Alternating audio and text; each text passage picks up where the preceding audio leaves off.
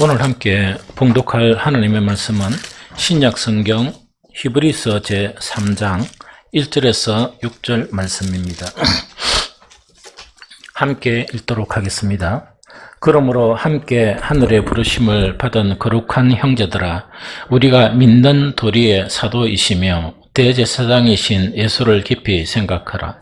그는 자기를 세우신 이에게 신실하시기를 모세가 하나님의 온 집에서 한 것과 같이 하셨으니, 그는 모세보다 더욱 영광을 받을 만한 것이 마치 집 지은 자가 그 집보다 더욱 존귀함 같으니라. 집마다 지은 이가 있으니 만물을 지으신 이는 하나님이시라. 또한 모세는 장래에 말할 것을 증언하기 위하여 하나님의 온 집에서 종으로서 신실하였고, 그리스도는 하나님의 집을 맡은 아들로서 그와 같이 하셨으니, 우리가 소망의 확신과 자랑을 끝까지 굳게 잡고 있으면 우리는 그의 집이라. 아멘.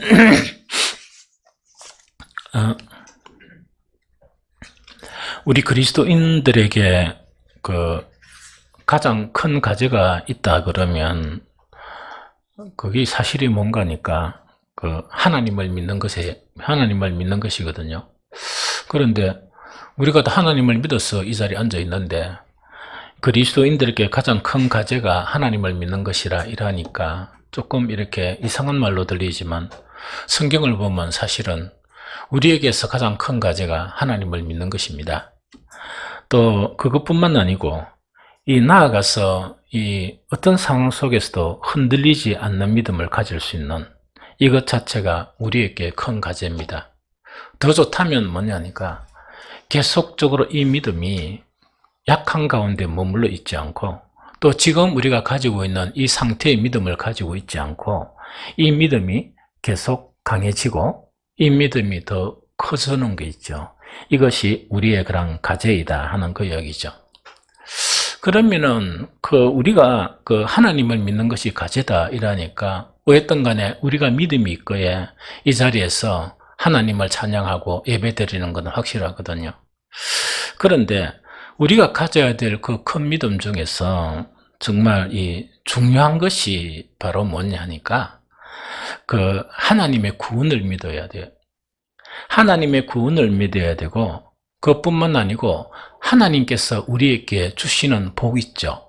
이걸 의심하면 안 되고 그것을 믿어야 한다 하는 그것이거든요. 왜냐니까 우리의 믿음의 조상 아브라함을 부르시죠.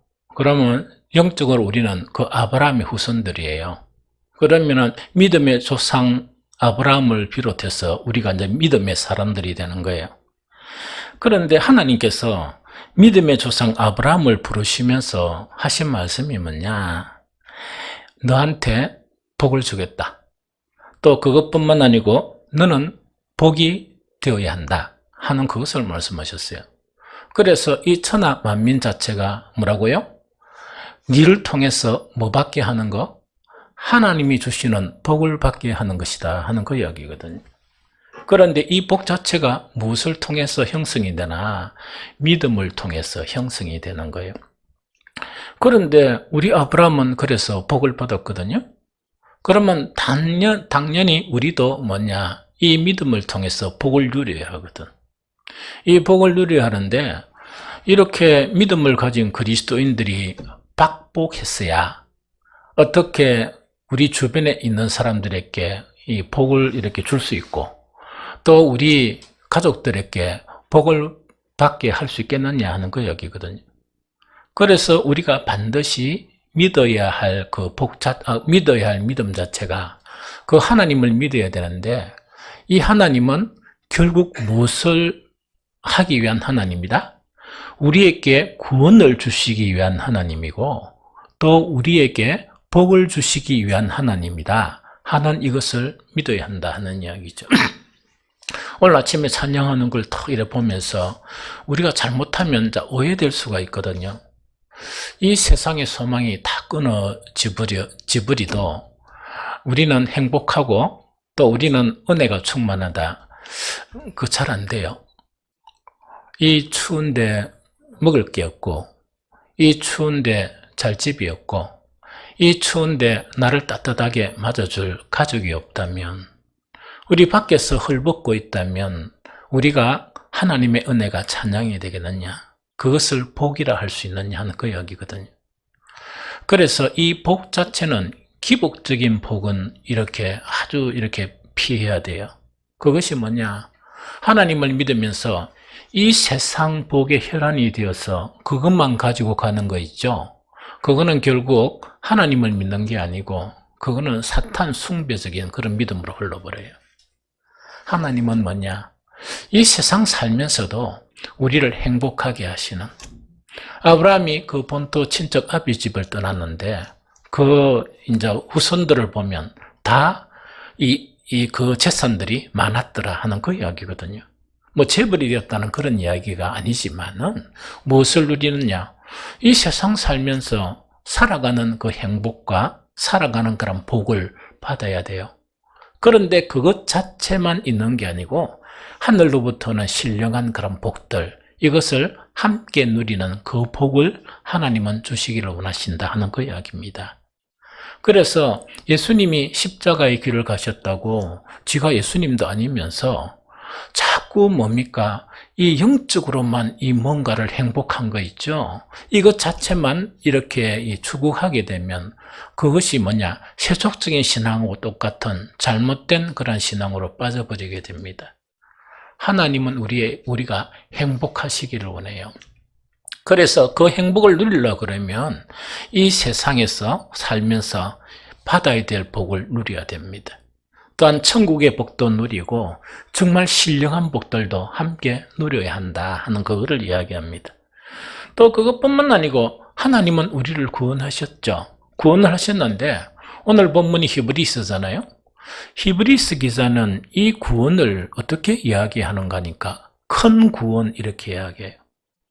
하나님은 우리에게 큰 구원을 주시기를 원하는데 이 큰 구원은 궁극적인 천국이라는 구원도 포함되어 있지만 우리가 이 세상 살면서 만나는 여러 가지 환난이나 만나는 여러 가지 그런 삶 속에서 필요한 구원도 포함되어 있어요. 그래서 우리가 믿어야 될 하나님은 어떤 하나님이냐? 우리를 괴롭히기 위해서, 우리를 고난의 길을 계속하기 위해서 우리를 부르신 게 아니고 그 고난의 길도 목적이 뭐라고요? 행복이란 게 목적이고 그 고난의 길도 우리에게 무엇을 주시기를 원한 것이라? 복 주시기를 원하시고 우리에게 큰 구원을 주시기를 위한 그런 것이다. 이렇게 인식이 돼야 정상적인 그리스도인의 삶을 살 수 있어요. 바른 믿음의 삶을 살 수가 있다 하는 그거를 이야기하거든요. 그런데 오늘 이 히브리서 3장 1절, 6절 이렇게 딱 읽어보니까 이 복잡한 그런 내용이거든요. 내용인데 이 내용을 가만히 생각해 보면 이게 뭐냐니까, 그러면 많은 그리스도인들이 오해됩니까? 이런 큰 구원을 누리고 또 아브라함께 약속하셨던 그 복을 우리가 누려야 됩니까? 안 누려야 됩니까? 누려야지. 그걸 누려야 정상적이지. 맞죠? 그걸 누려야 이제 정상적이란 말이야. 그러면 여러분들 우리 교회 다니고 일하는 사람들 다 보니까 다 그런 복을 다 풍성히 누리는 것 같아요? 자꾸 우리 교회만 보지 말고 딴 사람들도 보라고. 그렇게 우리 교인들 보니까 대충 다 누리는 것 같아. 저 어쨌든 간에 누리는 것 같단 말이야. 그런데 항상 목사의 생각은 뭐냐니까 좀 더 풍성하게 누렸으면 좋겠다 하는 그것이 욕심이라. 조금 더 풍성한 그런 복 있는 삶을 살았으면 얼마나 좋을까. 나는 그거예요.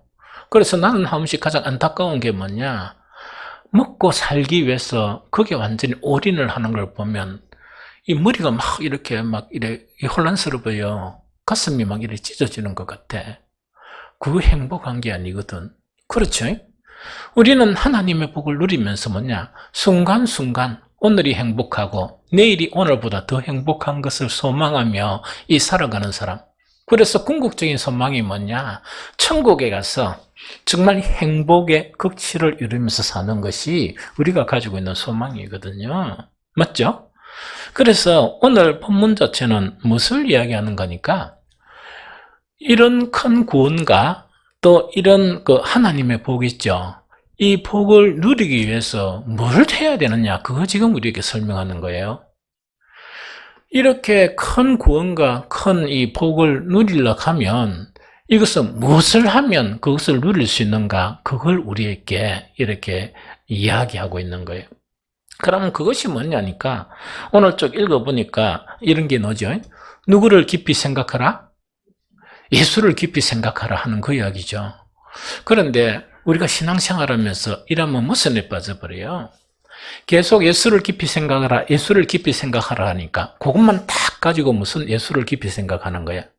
그런데 성경을 보면 예수를 깊이 생각하라 하면서 예수의 무엇을 깊이 생각하라는 것이 해답이 쭉 보면 그 뒤에 나와 있습니다. 나와 있으면 그걸 또 보고 난 다음에 이런 예수님을 깊이 생각하고 이런 예수님을 이렇게 배워가라 하는구나 하는 이것을 이제 깨달아야 되거든요. 그런데 예수만 깊이 생각하면 오해 되는 거니까 우리가 예수에 대해서 알았던 관념들이 있죠. 그 관념들 속에, 이론들 속에 좀 잘못된 이론들이 있는 거예요.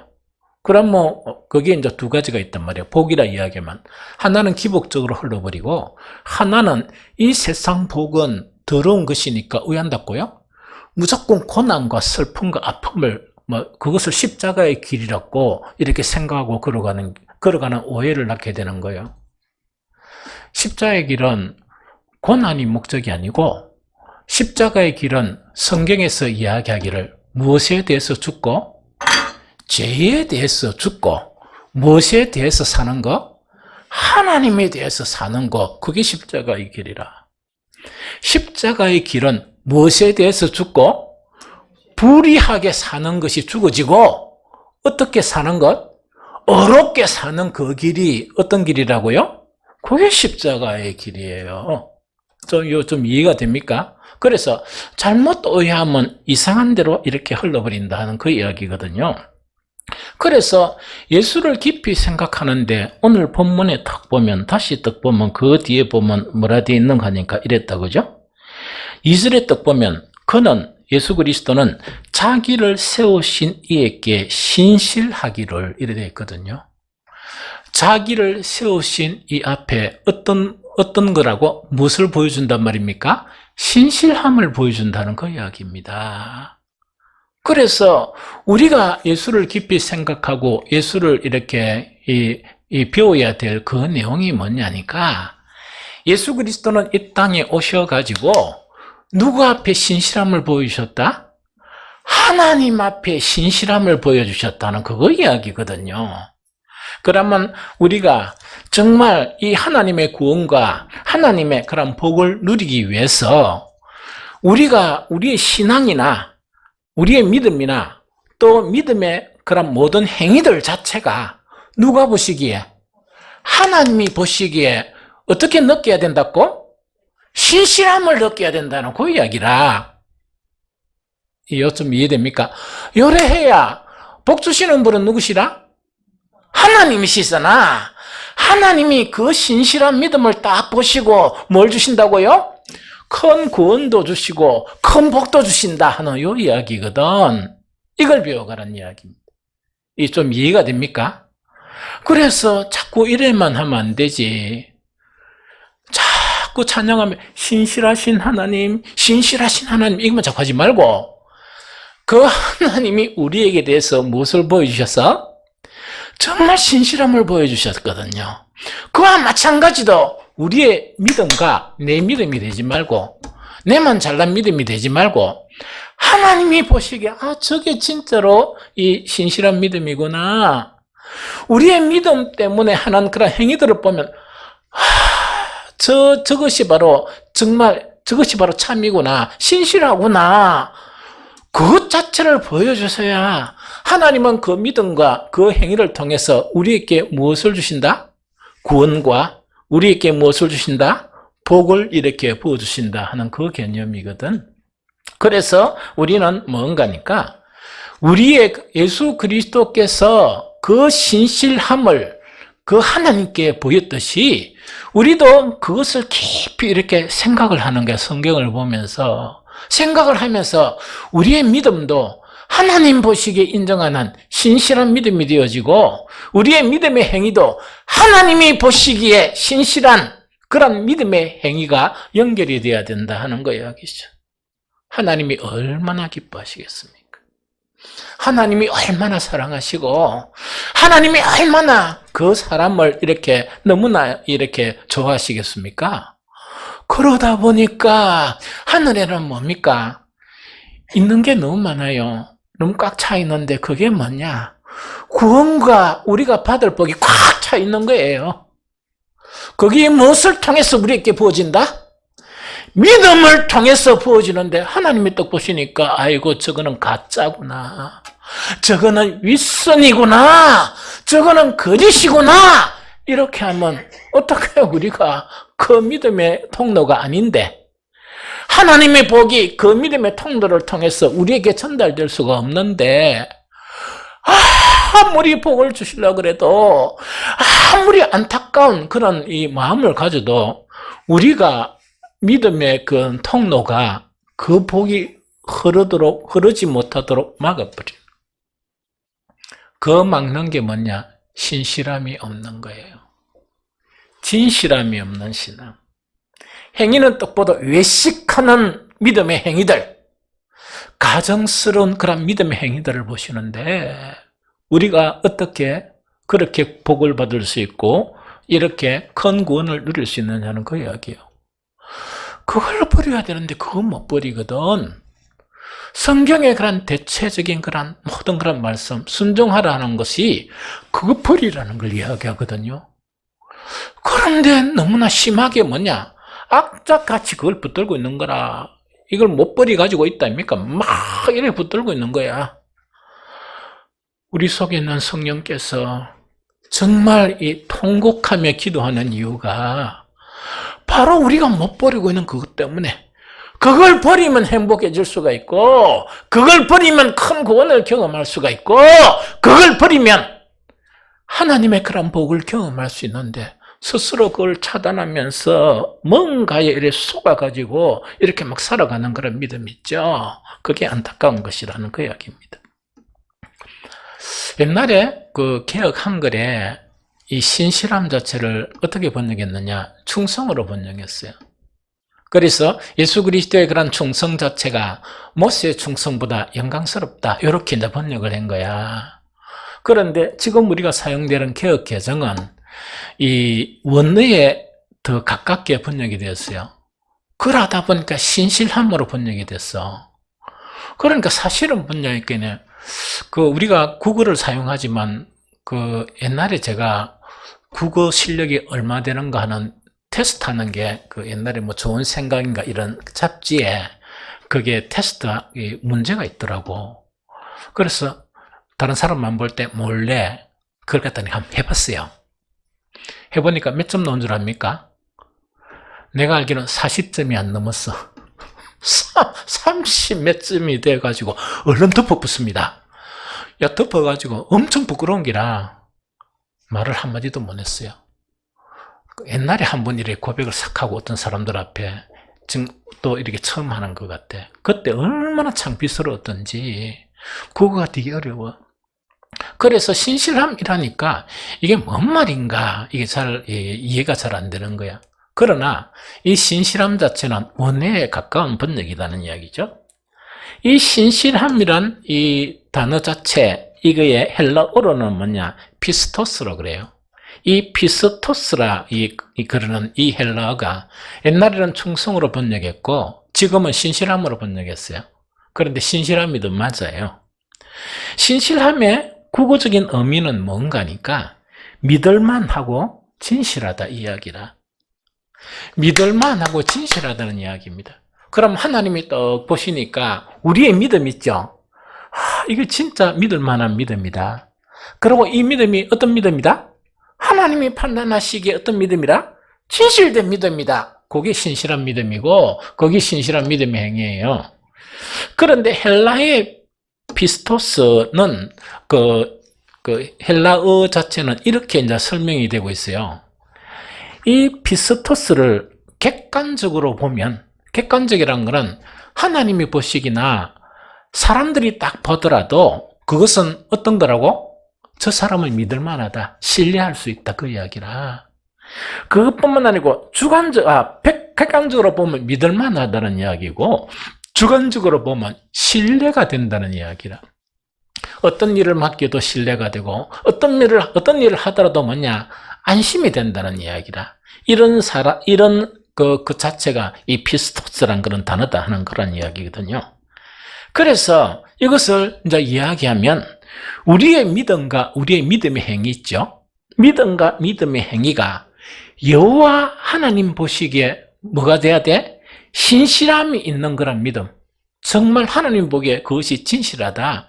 저거는 참 맞는 믿음이다. 이렇게 인정이 되어야 하나님의 그런 놀라운 구원이 우리가 살아가면서 계속 경험하게 되는 거예요. 계속 경험하게 되고, 하나님이 주시는 정말 이 세상 사람들이 가지지 못하는 그런 복들 있죠. 이런 복들을 누릴 수 있기 때문이다 하는 그 이야기죠. 그래서 오늘 본문의 핵심 자체는 뭐냐? 하나님은 구원의 하나님이시고 하나님은 복 주시는 하나님이심을 믿어야 된다는 이야기를. 그게 뭐냐? 우리가 이 세상 살면서 육신적인 그런 행복감이 아니고 영적인 그런 행복감이나, 또 그런다고 해서 우리가 사회적으로 너무나 빈핍하거나 너무나 괴로운 일만 많고 이게 아니고 사회적으로 평안한 있죠. 샬롬을 느낄 수 있는, 정말 편안함을 느낄 수 있는 그런 복을 누릴 수 있는 것이 예수 그리스도의 신실함을 우리가 본받아야 하고 배워가야 한다 하는 그거를 이야기하거든요. 그런데 여기까지 이제 됐는데 한 가지 문제가 있습니다. 어떻게 이제 문제가 있는 거니까, 사실은 이런 신실한 믿음을 가지고 싶죠? 그런데 가만히 우리 여러 사람들을 만나보면 진심입니다, 이런 이야기를 너무 많이 듣거든요. 진심입니다는 뭔가 이게, 내가 그래 신앙생활 하는데 그래도 내 진심입니다 막 이런 식으로 이야기하는데, 그런데 어떤 사람은 뭐냐, 진심이라 하는 것 자체가 마음이 이렇게 막 동하는 경우가 있습니다. 그래서 여러 가지 이야기가, 그렇네요, 이렇게 이제 동의가 되는 경우가 있는데, 어떤 사람은 내가 진심이었어요 이래 하는데, 내가 하나님은 아니잖아. 그런데 이 주의 종으로서 들어보니까 그 진심이라는 것 자체가 동의가 안 되는 거야. 객관성이 없는 거야. 객관적인 피스토스라고 이렇게 받아들일 수 없는 부분들이 너무 많은 거예요. 좀 무슨 말 좀 이해됩니까? 그래서 이게 우리가 문제란 말이야. 이런 신실한 믿음을 가지고 유지해야 우리는 큰 구원을 경험하고 하나님 주시는 복을 경험하죠? 그러다 보니까 성경에서 요구하는 것들이 아무것도 힘들이지 않고 우리 내면 속에서 막 나타나는 거야. 그게 뭡니까? 항상 감사하라 이야기죠.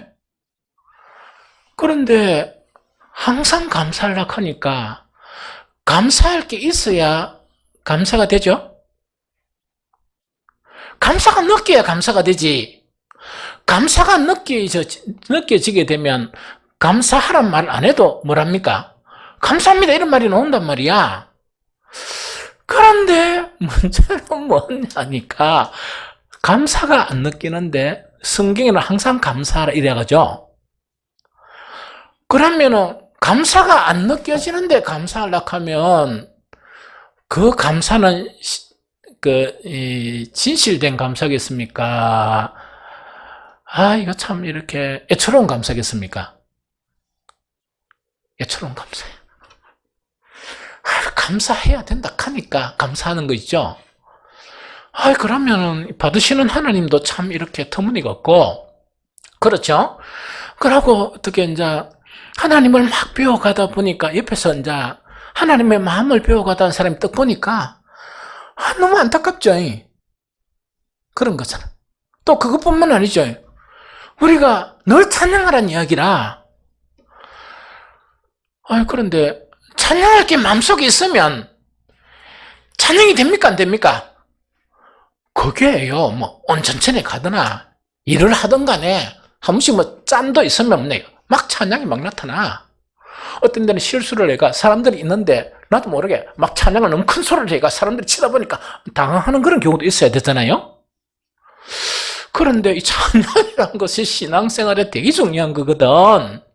그러다 보니까 우리 같은 경우는 뭐 10시 한 40분부터 시작해가 무조건 찬양기까지 이렇게 시작이 된단 말이지. 모든 예배마다.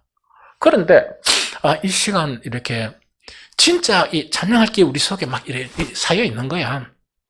쌓여 있으면 어떤 곡이라도 때로는 뭐 반주가 좀 덜되더라도 인도하는 사람이 좀 덜들더라도 왜 됩니까? 그거 아무것도 관계없어.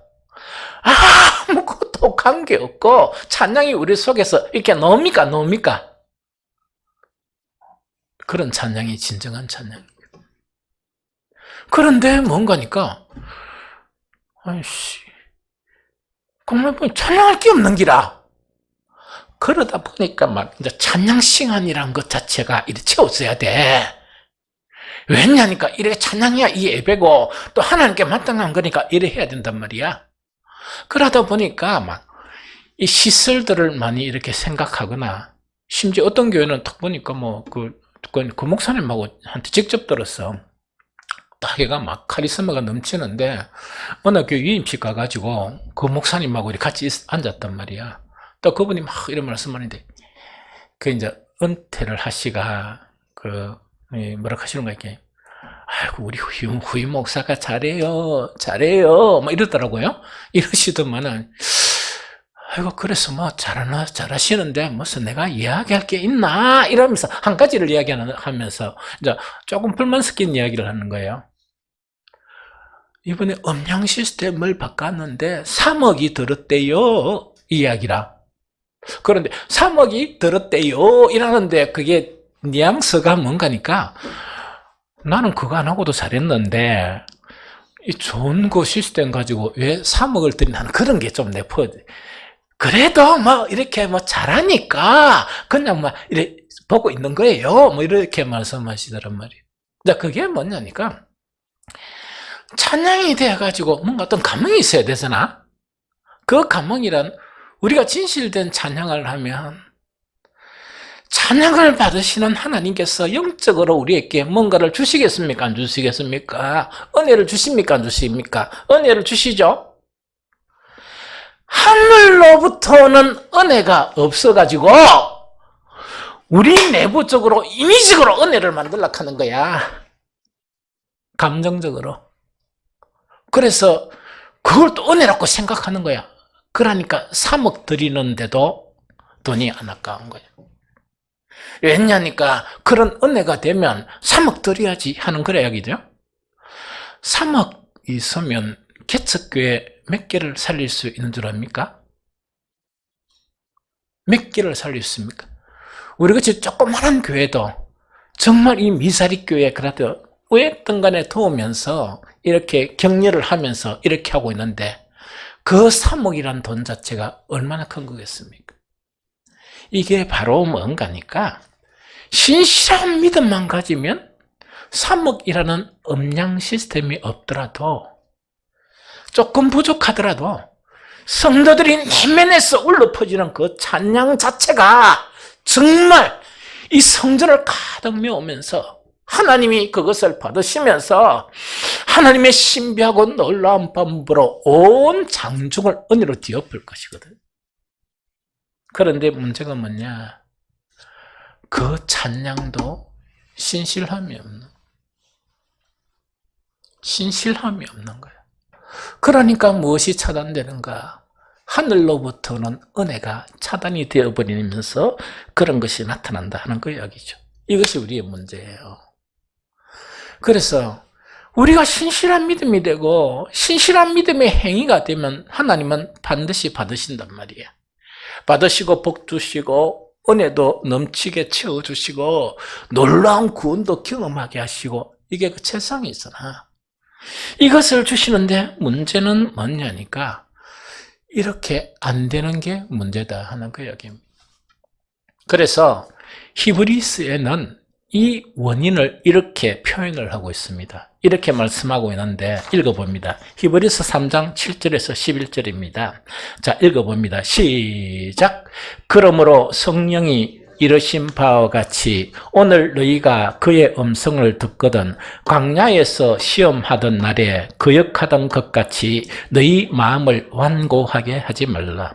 거기서 너희 열조가 나를 시험하여 정험하고 40년 동안 나의 행사를 보았느니라. 그러므로 내가 이 시대에 노하여 이르기를 그들이 항상 마음이 미혹되어 내 길을 알지 못하는도다 하였고 내가 노하여 맹세한 바와 같이 그들은 내 안식에 들어오지 못하리라 하였다 하였느니라. 아멘.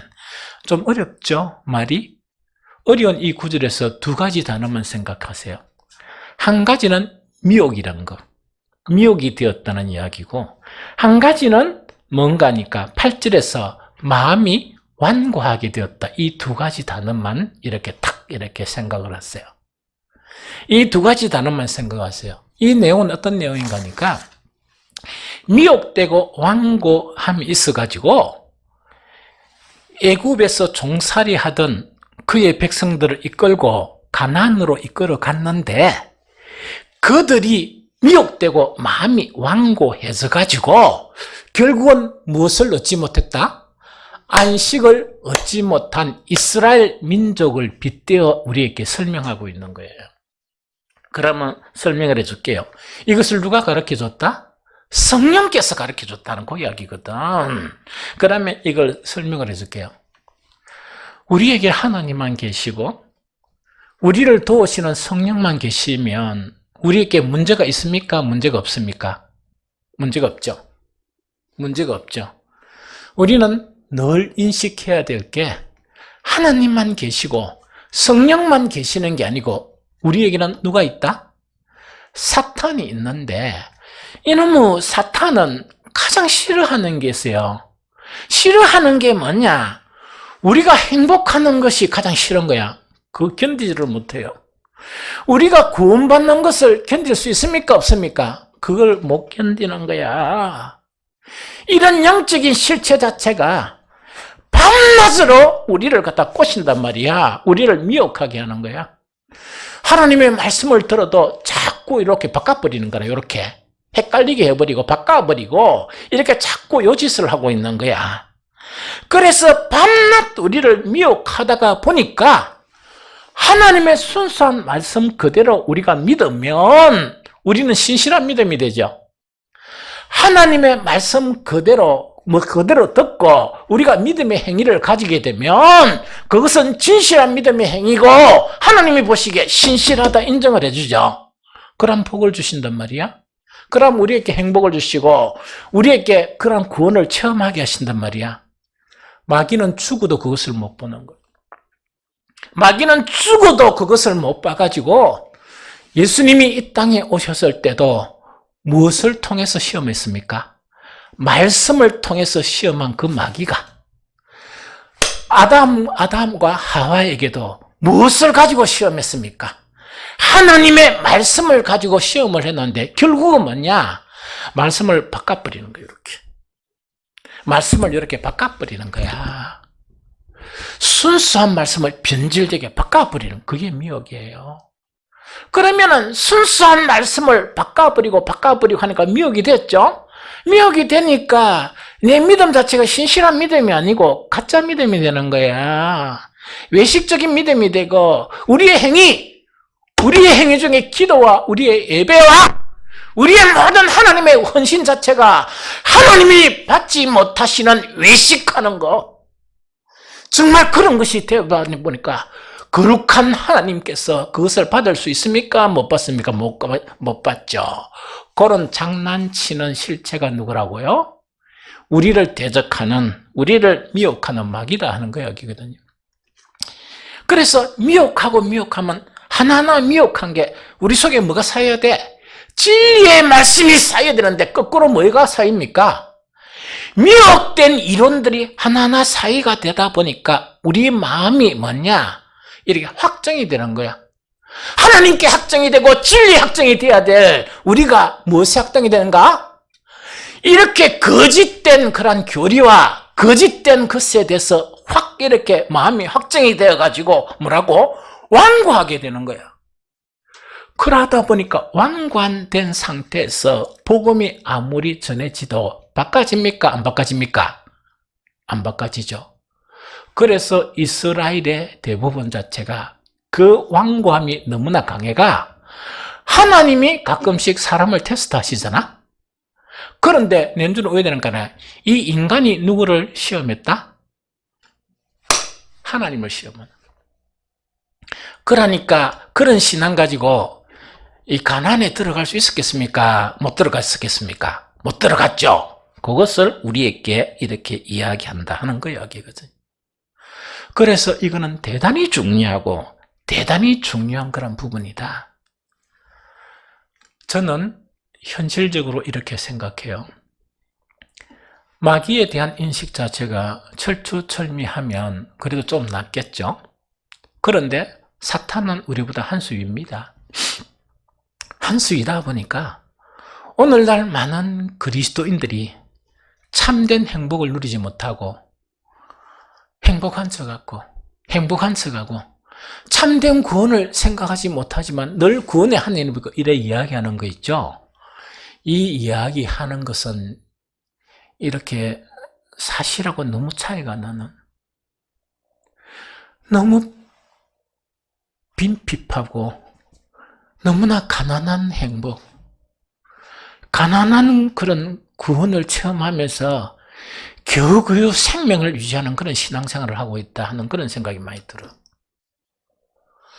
오늘 이 시대에는 그래도 완전한 그런 구원이나 완전한 그런 정말 하나님의 복을 우리가 아브라함처럼 이렇게 누려야 되지만 그렇게 못 누린다 할지라도 어느 정도 그런 것을 누리면서 누리다 보니까 뭐냐, 하나님 하면 번쩍 눈이 떠이고, 그죠? 뭔가 일이 있을 때마다 늘 하나님에 대한 감사가, 나도 모르는 사이에 막 감사가 나오고, 맞죠? 나도 모르는 사이에 하나님을 찬양하는 것이 내 속에서 막 나를 이렇게 이끌어가는 그것이 되어야 되는데, 억지 찬양, 억지 감사 안에 있다는 것은 뭐냐? 누리는 구원과 누리는 그런 복이 풍성하단 말입니까? 가난하단 말입니까? 엄청 가난하단 말이지. 가난한 것은 뭐냐?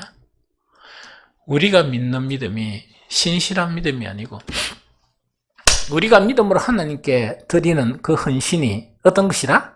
신실한 것이라? 아니기 때문에 그런데 그 원인은 뭐냐? 이놈은 마귀한테 속아가지고 그런 상태의 믿음에 있기 때문에 그런 상태의 가난한 구원, 그런 상태의 가난한 행복, 그런 상태의 이 가난한 복을 누리고 있다 하는 그 이야기거든. 그래서 경계해야 돼. 그래서 내 안에 하고 있는 모든 것들이 신실한가? 내 기도가 하나님이 받으시기에 하나님의 보좌 앞에 상달되기까지의 신실한 기도인가? 내가 드리는 이 예배가 진정 하나님께 드리는 예배이고 이 예배가 하나님의 보좌에서 하나님이 받으시는 신실한 예배인가? 우리가 하나님을 찬양하고 하나님께 헌신하는 그것이 하나님이 기뻐하시면서 받으시는 그런 것들인가? 하는 것을 끊임없이 생각하는 그런 믿음이 되어야 됩니다. 그래야 우리는 더 큰 복을 받을 수 있고 그래야 우리는 이 세상을 살아가면서 정말 더 큰 신실하신 그런 하나님을 느낄 수가 있습니다. 하나님의 신실함도 우리의 신실한 믿음의 통로를 통해서 믿어지는 것이지 찬양하면서 신실하신 하나님이라 백날 외쳐도 내 믿음이 신실하지 못한데 하나님은요 신실해라 안 해라 할 필요가 없이 하나님은 신실하신 하나님이에요. 신실한 믿음이 있는 자에게 신실하신 하나님이라 요구할 필요가 없어. 뭐가 문제냐? 내가 진실하지 못한 거예요. 내가 하나님 앞에 신실한 믿음이 안 되는 게 큰 문제예요. 그게 주 원인은 사탄의 미혹을, 오랫동안 미혹을 받아왔고, 그것이 쌓여가지고 지금은 뭐냐니까, 어느 정도 완고한 종교 이론이 있죠. 즉, 기독교가 아닌 이상한 기독교 이론을 다 가지고 있는 거야. 그러면서 그걸 딱 붙들고 유대인이 무엇을 가지고 신앙생활 했습니까? 하나님의 말씀을 가지고 신앙생활 한 게 아니고 결국은 장로의 유전. 장로의 유전이라는 것은 뭐냐? 사탄한테 속아가 인간적인 교리로 만든 거 있죠. 그게 장로의 유전이라. 그걸 가지고 신앙생활 하다 보니까 하나님이 어떻게 복을 주시고 하나님이 어떻게 구원을 허락해 주시는가 하는 그 이야기거든요. 오늘 히브리서 3장에는요. 하나님의 신실함 자체에 대해서 우리 믿음의 행위에서 여러 가지 행위들이 많죠? 그 중에서 딱 두 가지만 이렇게 소개를 해놨어요. 얼른 살펴봅시다. 그 두 가지가 뭐냐? 하나는 뭔가니까 헌신인데 충성. 아까 이 피스토스를 옛날 번역에는 뭐라 번역했대? 충성으로 번역했죠. 그래서 타당성은 있어요. 우리가 하나님 앞에 우리 구원받은 것이 너무나 기쁘기 때문에 하나님께 충성해야 됩니까? 안 해야 됩니까? 충성해야 되고 하나님께 헌신해야 되죠.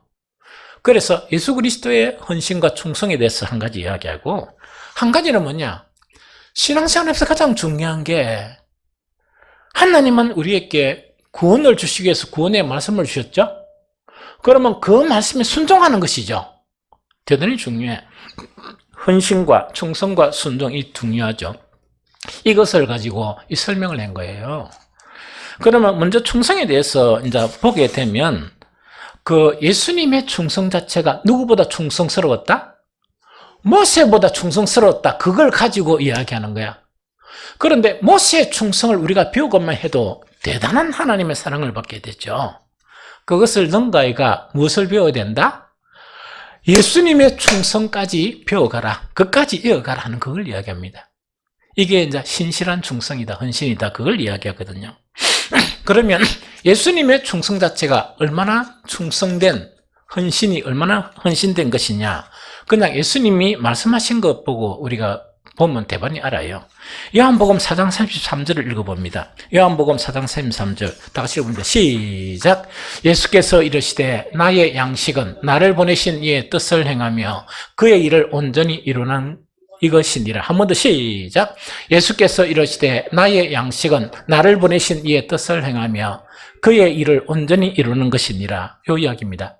요 말씀의 배경을 잠깐 설명하면 이 말씀은 뭡니까? 정말 예수님이 이 행로에 이 공고한 상태죠. 수가성 여인을 만나는 그런 상황이에요. 수가성 여인을 만나기 전에 예수님은 너무나 배가 고프고 너무나 이제 피곤하다 보니까 축 처지고 앉아 계셨던 거야. 제자들한테 뭘 요구했습니까? 내가 너무 배가 고프니 무엇을 가져오라? 먹을 것 좀 구해라. 이런 상태라. 그러니까 제자들이 우리 선생님이 배가 고프니까 막 먹을 걸 이렇게 가져왔단 말이야. 그때 수가성 여인을 만나서 복음을 전하는 거예요. 놀라운 구원이 이 수가성 여인에게 일어나고 사마리아 그 동네, 수가성이라는 동네에 뭐가 일어난다? 하나님의 놀라운 구원이 일어나는 거예요. 그런데 어쨌든 간에 제자들이 딱 와서 보니까 분명히 이 음식 구하러 갈 때는 예수님이 너무나 피곤해가 이 배고픈 상태로 앉아 계시는데 예수님이 회복이 됐던 거야. 회복이 됐다니까 예수님의 제자들이 뭐라고 생각했다? 누가 예수님한테 먹을 것을 갖다 드렸는가 보다. 이렇게 이제 생각을 한 거야.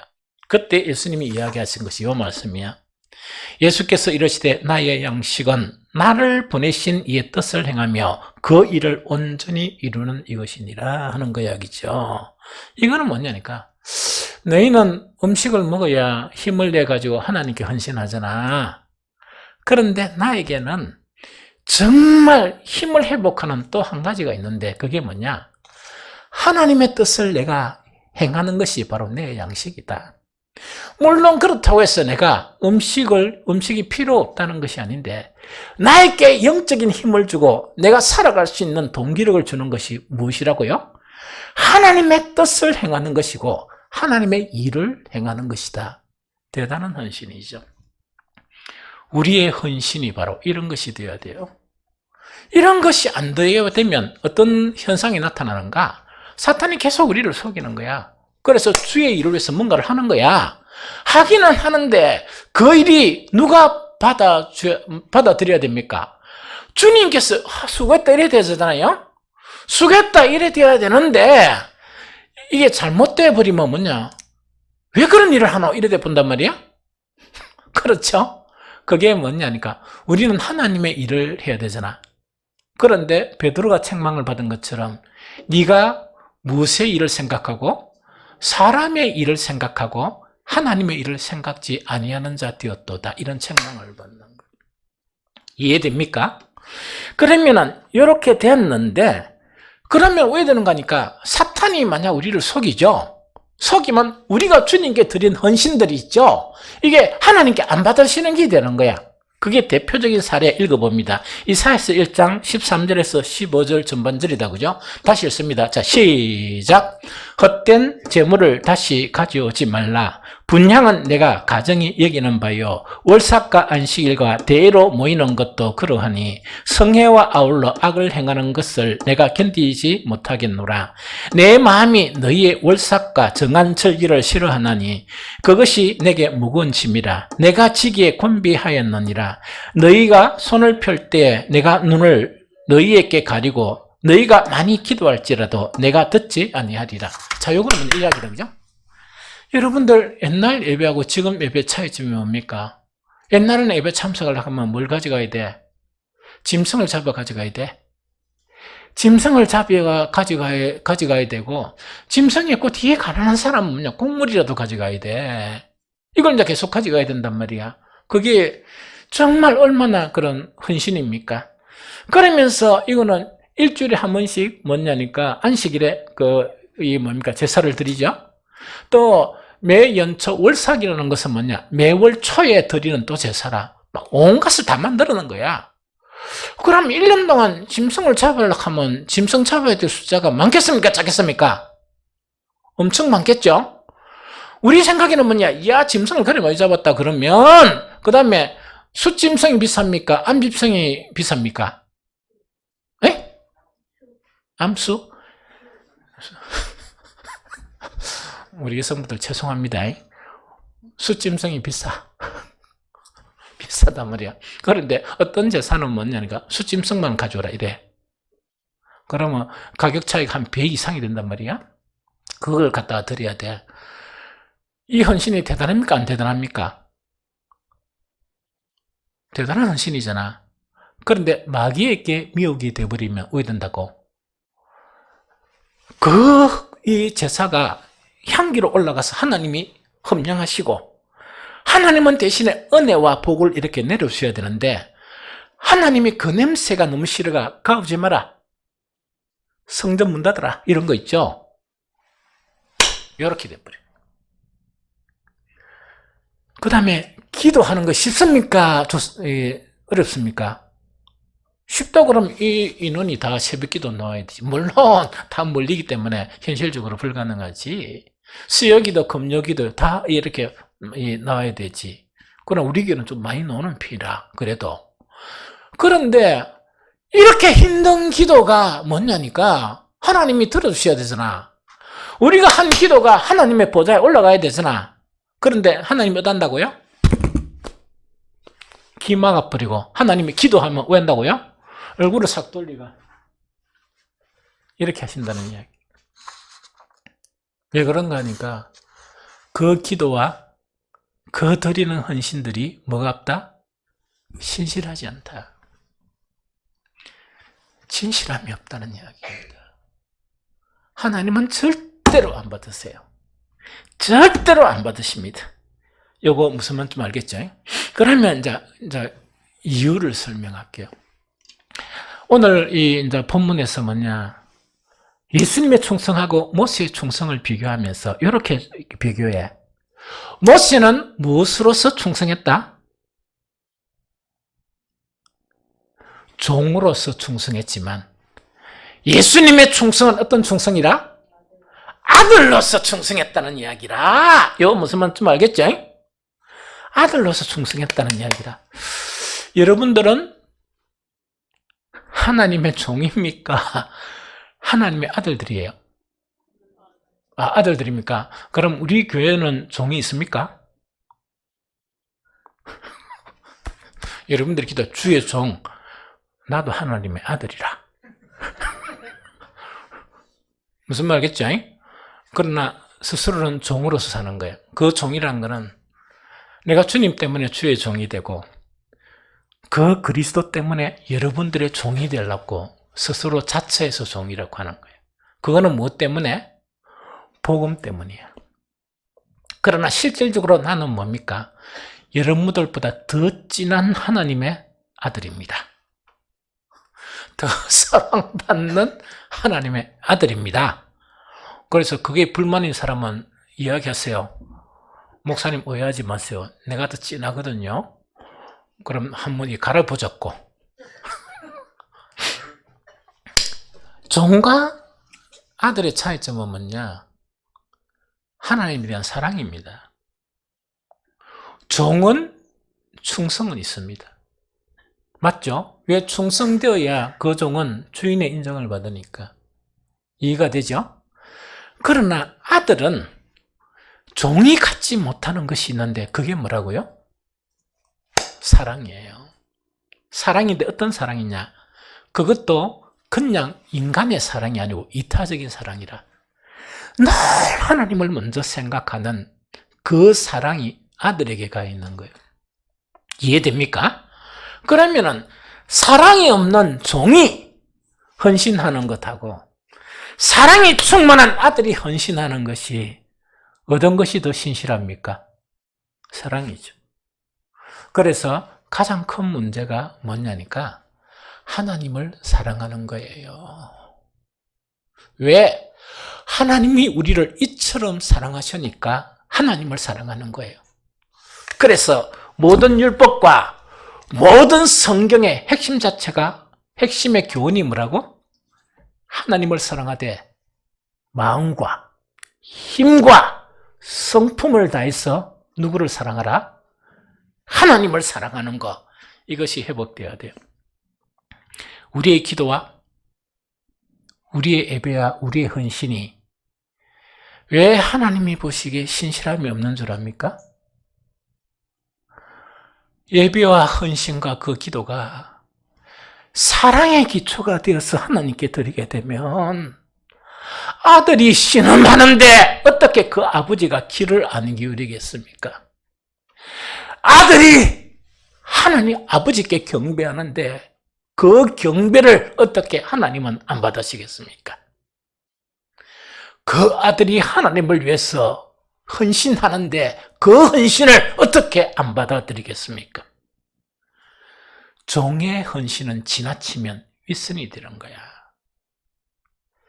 그래서 우리가 하나님을 사랑하는 것보다 이 세상을 더 사랑하고 또 이 세상 영광을 더 사랑하고 우리의 그런 가족이나 우리의 자식이나 우리의 부모를 더 사랑하게 될 때 우리의 예배나 우리의 기도나 우리의 헌신은 변신되게 돼요. 이 변질이 되게 돼요. 하나님은 완전하신 하나님이고 거룩하신 하나님이시기 때문에 변진된 것은 못 받아들여요. 이해가 되죠? 사랑을 회복하세요. 사랑을 회복하고 하나님께서 이처럼 나를 사랑하신 것처럼 성경의 요지대로 하나님을 그렇게 사랑하도록 힘써요.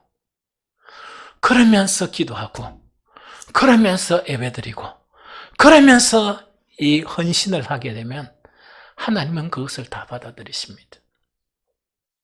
그러면서 하나님은 은혜와 구원과 이 놀라운 그런 이 복을 우리에게 넘치도록 채워주시게 되고 그러니까 감사가 흘러나고 찬양이 저절로 찬양이 되어지는 그런 복된 삶을 살게 된다 하는 그 이야기거든요.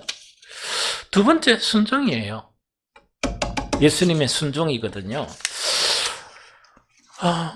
순종의 이유가 뭡니까? 우리가 순종해야 될 이유는 뭐 알고 뭐 이렇게 순종을 해야 되잖아요. 왜 하나님의 말씀께 순종을 해야 됩니까? 여나 복 받으려고. 그래, 복 받으려고 하니까 그래, 맞네. 되게 똑똑하네. 그러면 이 복 받으려고 하니까 이제 순종을 해야 되죠. 그러면 그 원론적으로 보면 순종은 왜 필요한가니까, 우리가 선악과를 통해서 삐뚤어져 있는 상태라. 삐뚤어져 있는 상태를 갖다가 이게 뭐냐, 바르게 하기 위해서 말씀에 순종해야 돼야 돼. 하나님은 완전하신 하나님이니까 우리를 완전하게 창조하셨거든. 삐뚤게 창조를 안 하셨단 말이야. 말씀을 통해서 삐뚤어진 내 인격이나 삐뚤어진 내가 뭐냐, 탁 바르게, 그래야 믿음도 온전한 믿음이고 기도도 온전한 기도고 하나님이 그것을 통해서 복을 주시지. 그래서 순종하게 하셨어요. 그것뿐만 아니고 우리가 선악과를 통해서 비정상이 되어버렸어요. 노말한 상태가 아니고 에브노말이야. 이거는 뭔가니까 뭐 이렇게 기계들을 보면 정상적인 상태가 돼야 되는데 지멋대로 하는 거야. 그러면 비정상적인 상태에서 노말한 상태, 즉 정상적인 상태로 만들게 하기 위해서 하나님만 말씀을 주셨어. 그러면은 삐뚤어진 게 되게 좋고 비정상적인 게 좋으면 순종 안 해도 돼요. 그럼 순종은 하나님의 말씀을 왜 주시느냐? 그 말씀에 순종하면 삐뚤어진 사람이 바로 되고, 또 뭐가 된다고? 비정상적인 사람이 정상적으로 되는 거예요. 세 번째 뭐냐? 행복을 느낄 수 없는 사람이야. 행복을 누릴 수 없는 사람이야. 그러면은 이거는 행복을 누릴 수 없는 그 마음, 뭔가 구멍이 하나 뚫려버렸어요. 그래서 행복이 채워지지 않는 거야. 그 사람에서 행복을 담을 수 있는 사람으로 만들기 위해서 순종해야 돼요. 그래서 행복을 느낄 수 있는 사람이 좋으면 순종 안 해도 되겠지. 그러나 행복을 느끼는 사람이 되려고 그러니까 말씀에 순종해야 돼. 만족을 누릴 수 없는, 만족에 대한 행복을 누리죠. 만족이 안 채워지는 거라 구멍이 나빴어. 그래서 계속해서 무엇을 해줘야 돼. 사람 속에 질리는 사람이 어떤 사람이 있습니까? 아무리 해줘도 그때만 고마워 이라고 잊어버리는 거야. 그래서 또 요구하고 또 요구하고 또 요구하면 내주 지쳐가지고 뭡니까? 아이고 너무 피곤하죠. 그 사람하고 같이 가까이 있고 싶으니까 도망가고 싶겠습니까? 도망가고 싶겠죠. 그런 만족을 누릴 수 없는 깨어진 심령 있죠. 깨어진 심령을 만족할 수 있는 그 심령으로 바꾸기 위해서 순종하게 하시는 거예요. 그 다음에 가장 궁극적인 게 뭐냐? 아무리 하나님께서 우리를 데리고 가가지고 어디에? 하나님의 나라로 데리고 가고 싶은 거야. 그런데 이 양반은 하나님의 나라에 살 수 없는 존재야. 하나님의 나라에 살 수 없는 존재를 하나님의 나라에 살 수 있는 존재로 바꾸는 것이 순종이래. 이해됩니까? 이해가 되죠? 그런데 자 봅니다. 이 간단한 원리거든. 성경에서 이야기하는 게 지금 요 이야기라. 그런데 이게 되면 배 아픈 놈이 한 놈 있잖아. 이걸 못 보는 놈이 한 놈 있거든요. 누구라고? 마귀라. 그래서 막 이 완전 밤낮으로 뭔가니까 이걸 방해하는 거야. 방해하는데 뭐를 보여주면서 방해합니까? 예수님한테도 이 카드를 내는 거야. 세상 영광을 딱 보여주면서 이렇게 미혹을 하는 거예요. 이 세상에도 재미있는 게 있습니까? 없습니까? 있죠? 다 부정해서는 안 돼. 여행을 가면 재미있고, 어떤 때는 좋은 사람과 만나서 차를 나누면 행복한 시간입니까? 안 시간입니까? 행복해지거든요. 그게 불결하다 이래버리면 그 이상한 신앙이라 그랬지? 그런 것 속에서 작은 행복들을 누릴 수 있는 사람을 만들기 위해서 하나님은 순종하게 하는 거야. 마귀는요, 절대로 그렇게 못하고 쾌락 있죠? 쾌락도 잠시의 낙이 있거든. 그 카드, 세상의 영광, 금방 없어질 세상의 영광의 카드를 딱 해주면서 뭐라고 우리의 미혹하는가? 가장 쉬운 미혹이 하나님의 말씀대로 살아가면 다 잃어버린다 이야기라. 하나님의 말씀대로 살면 다 잃어버린다 이래가 미혹하다 보니까 우리는 어디 속에서 났습니까? 우리는 하늘에서 내려온 사람입니까? 이 제약된 이 세상에서 육신 속에서 난 사람들입니까? 육신 속에서 난 사람들이죠. 딱 보니까 어릴 때 나고 보고 한 게 이 세상의 제약이고 이 세상의 낙이야. 그러니까 이 큰일 났네. 말씀대로 순종하면 이거 다 잃어버리긴 요 헷가닥에 가까버리는 거야. 이 마음이 너무 안타깝죠. 어떤 데는 뭐냐, 그래가 이제 이 신앙이 떡 돼가지고 막 이렇게 막 믿음 해가지고 교회에서 직분도 받는 거야. 이래가 이런 직분도 떡 받았는데 직분 받았고 때 여기서 아이고 내가 이제 잘못했네. 사탄이 절대로 앞으로 미혹 안 할게. 물러갔으면 참 좋겠죠. 더 끈질기게 달라붙는 게 누군가니까 목사. 그러니까 타락한 목사들이 많은 거야. 근데 여러분들 목사들 이렇게 뭡니까 좀 타락했다고 해서 욕 너무 하지 마세요.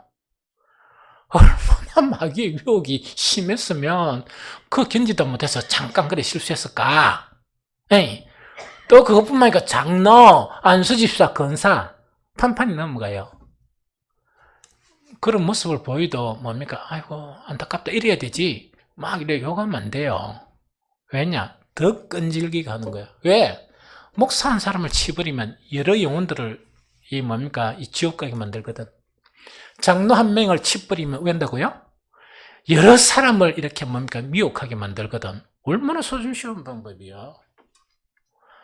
그러니까 하나님의 행복도 보여주고 다 천국도 보여줬는데 세상이 두려워가지고 세상의 영광이 사라질까 봐가지고 믿음도 팔아먹고 신실함도 팔아먹고 사탄의 미혹에 따라 이후에 허불허불한 사람들이 너무 많아. 그걸 이야기하거든. 그래서 사탄은 계속 속이는 거다. 계속 속이는 거예요. 이해됩니까? 그래서 어떻게 된다? 정말 이것이 이제 불순종하게 되는 그런 부분이다 하는 거 이야기거든요. 그래서 히브리서 3장 18절 19절에는 또 하나님이 누구에게 맹세하사 그의 안식에 들어오지 못하리라 하셨느냐? 곧 순종하지 않은 자에게 아니냐? 이러보건대 그들이 뭘 못했다? 믿지 못했다. 즉 하나님을 못 믿으니까 마귀의 미혹에 속아가면서 복음을 변질시키는 거라.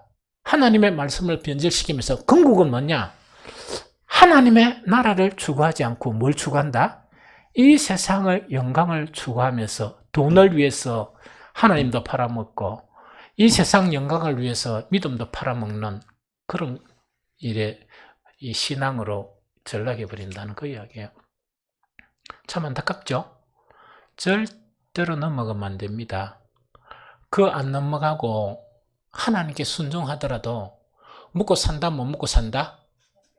잘 먹고 삽니다. 얼마나 잘 먹고 사는데 얼마나 행복하게 사는데 행복을 잘 모르겠으면 내한테 행복을 배우시오. 난 여러분들이 가지고 있는 건 가진 거 없습니다. 가진 거 아무것도 없습니다. 정리를 이미 다 했어. 나는 이 세상을 떠날 때 정리할 거 없고 홀가분합니다. 짐도 하나도 없어. 우리 자식들이 내 뭐 가지고 싸우고 할 것도 없어. 있어야 싸우지. 그런데 나는 여러분들보다 너무 행복해. 내일이 더 기대가 돼. 그런데 여러분들은 내보다 가진 게 많아도 여러분들보다 맛있는 거 내가 더 잘 먹어. 더 많이 먹고 아마 잘 먹는다 생각이 들어. 여행도 더 잘 다녀. 우리 교인들 얼마 안 되지만 이렇게 맛있는 것도 수시로 가면은 뭐 문을 열면 사택에 앞에 음식이 있고 내가 오늘 사모한테 뭐라 했습니다. 앞으로 외식 금지다. 냉장고 있는 거 다 먹어라. 다 먹자. 그러니까 목사님이 탈이지. 이래서 이거 다 처리하자. 각 이렇게 귀한 것들을 갖다 주고 하니까 그게 얼마나 행복이라. 그래서 행복을 누리고 살아야 돼. 이해가 되죠? 여러분들은 나에게 비해서 엄청 행복해야 될 사람이라. 이해됩니까? 그런데 아이러니한 거는 우리 교회에서 돕는 교회들이 있어.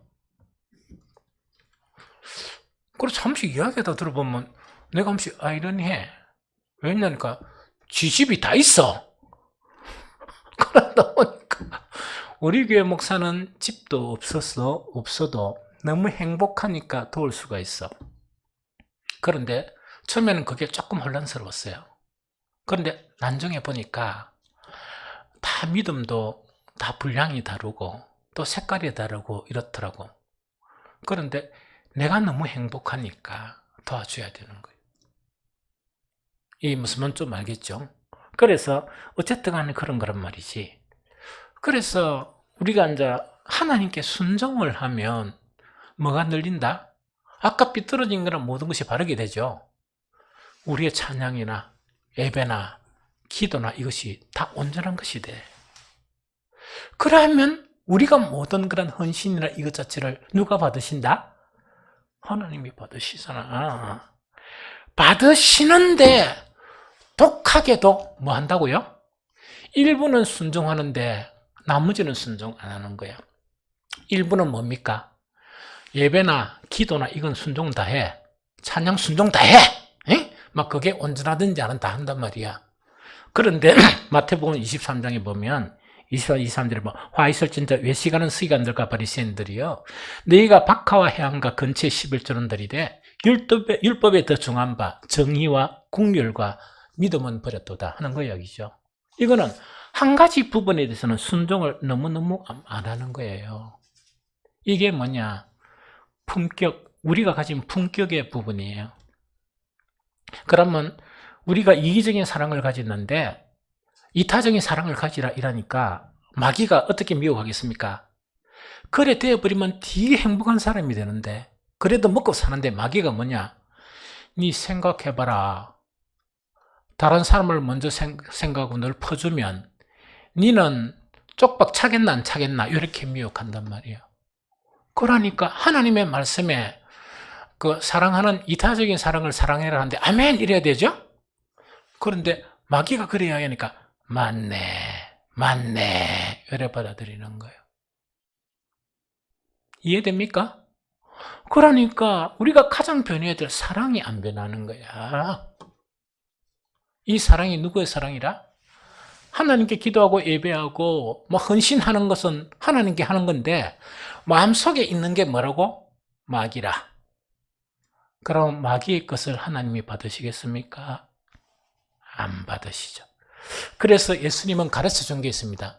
어떤 사람이 순종하느냐? 요거는 읽어봅니다. 자, 요한복음 14장 23절에서 14절. 자, 시작.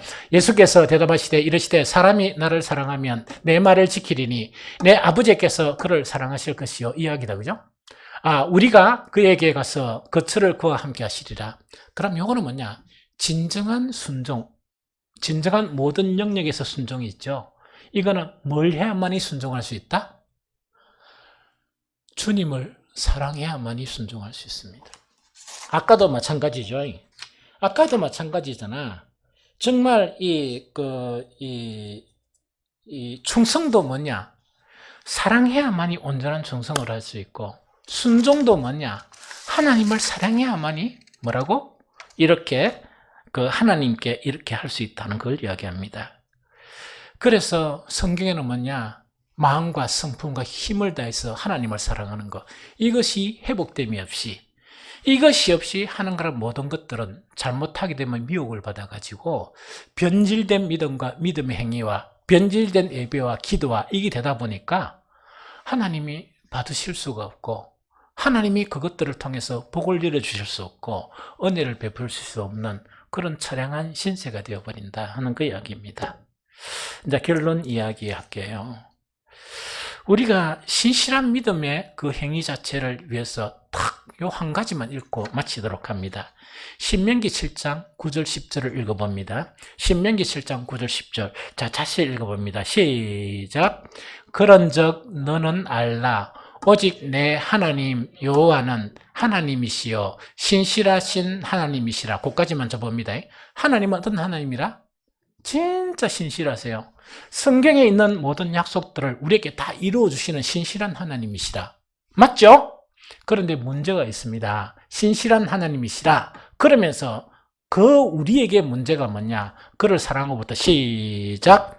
그를 사랑하고 그의 계명을 지키는 자에게 천대까지 그의 언약을 이행하시며 인애를 베푸시되 그를 미워하는 자에게는 당장 보응하여 멸하시느니라 하는 요까지만 읽어보면 됩니다. 결론적으로 이야기하면 뭐라고? 우리는 뭘 회복해야 돼요? 계명을 먼저 지키려 하지 말고, 그 어려운 계명 지키려 하지 말고 뭐부터 뭐야? 하나님께서 이처럼 우리를 사랑하신 그 사랑을 깨닫고 우리는 뭘 해야 됩니까? 그런 사랑으로 하나님을 사랑하는 것을 모습 배워야 돼요. 예수님처럼. 이해가 되죠? 이렇게 사랑하면서 뭐 해야 된다고? 그의 계명을 지키면 언제까지? 천대까지 하나님께서 언약한 모든 언약을 우리에게 뭐 하시는? 시행하시는 신실한 하나님이라는 이야기죠. 그런데 우리가 하나님 앞에 신실하지 못하면 아무리 신실하신 주님이요 언약을 우리에게 이행해달라 그래도 내가 신실하지 못한 믿음, 즉 사랑이 근거가 되지 못한 예배, 기도, 헌신이 되다 보니까 오임이 돼버린 거야. 그걸 어떻게 믿음이라고 하나님은 받으시겠습니까? 결론 이야기할게요. 딴 거 하려고 그러지 말고 사랑할 분을 사랑하세요. 이 세상도 없어집니다. 사탄은 우리의 불행이에요. 어떻게 그 사탄의 미혹에 넘어갑니까? 하나님께서 때론 힘든 것을 순종하시더라도 뭘 하기 위한 거라? 우리를 바르게 하고 우리를 하늘에 살기에 합당한 사람으로 만들고 우리의 삐뚤어진 것을 걷게 하고 우리의 구멍 뚫린 마음 자체를 이렇게 치유하시기 위해서 순종하라 하신 사랑의 하나님이에요. 그 사랑을 믿고 하나님을 사랑하는 그 사랑을 회복하십시오. 그러면 나도 알지는 못한 가운데 내 기도가 하나님께 상달되고 우리가 매주일마다 드리는 예배가 하나님이 받으시는 예배가 되고 우리의 찬양과 우리의 작은 헌신들을 하나님께서 기뻐하시고 그것을 받으시고 복 내려주시고 우리에게 구원을 충만케 하시고 은혜를 충만하게 하신 이것을 경험해가는 저와 여러분들의 신앙이 되시기를 예수 그리스도 이름으로 축복합니다. 찬송